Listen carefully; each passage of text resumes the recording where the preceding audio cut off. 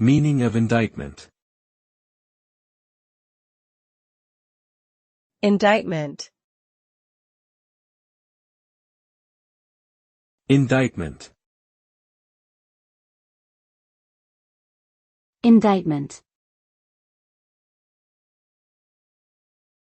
Indictment.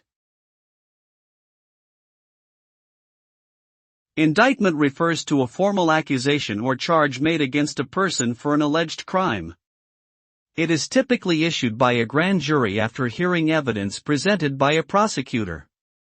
The indictment serves as the basis for a criminal trial, and if convicted, the accused person may face imprisonment, fines, or other legal consequences.